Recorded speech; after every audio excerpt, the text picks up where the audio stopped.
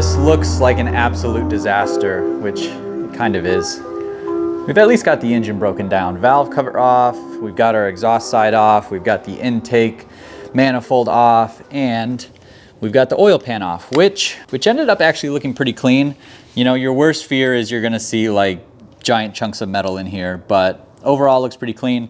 Subframe out here, valve cover, you know, all of our stuff that we've been just working on taking apart, getting oil everywhere, which is cool, but what can you do at this point? I've been getting comments on like my Instagram and here as well, wondering why I'm going through all of this. It's because I need to fix that oil leak. So if you guys have missed the last videos in this series, definitely go and check all those out. I provide more information there. Basically, taking the engine out to make sure it's in time. We're gonna check the valve clearances because I didn't do that the first time. I've got Mazda Speed springs to throw in for the valve springs, which will be super cool. So like, if I'm gonna take it out, let's do the extra bits.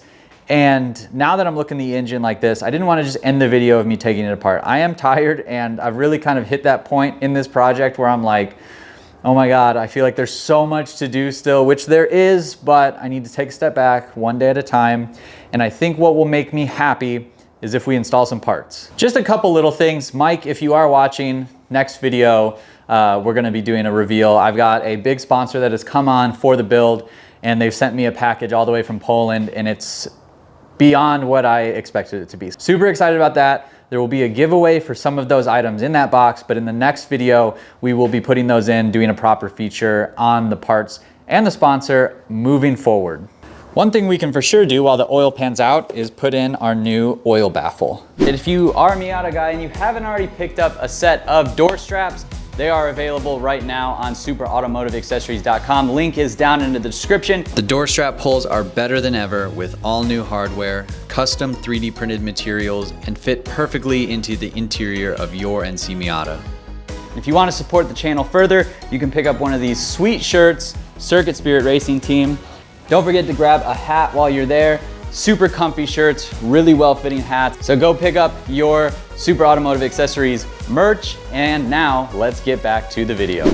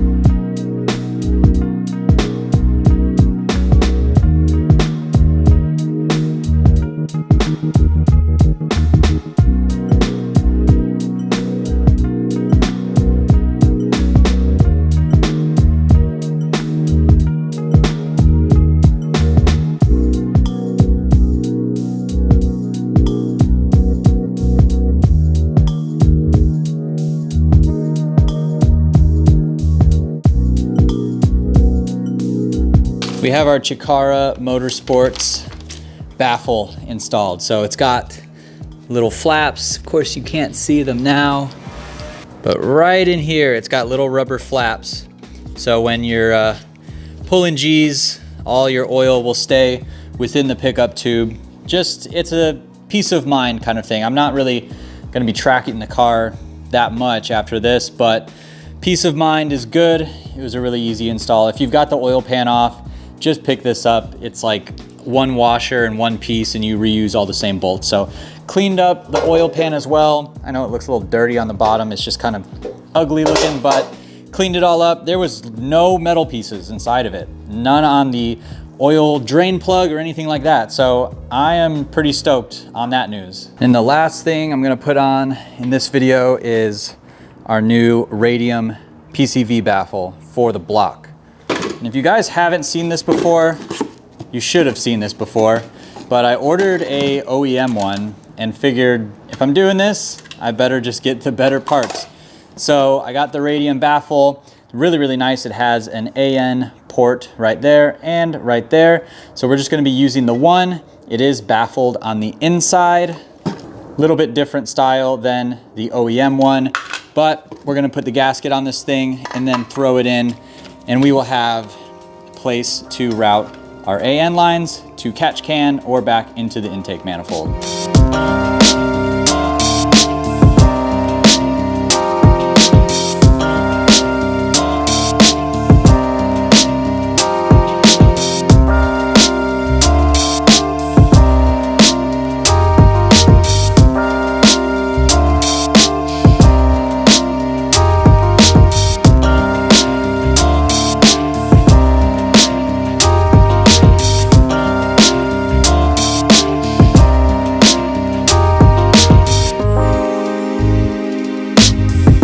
Baffle is on.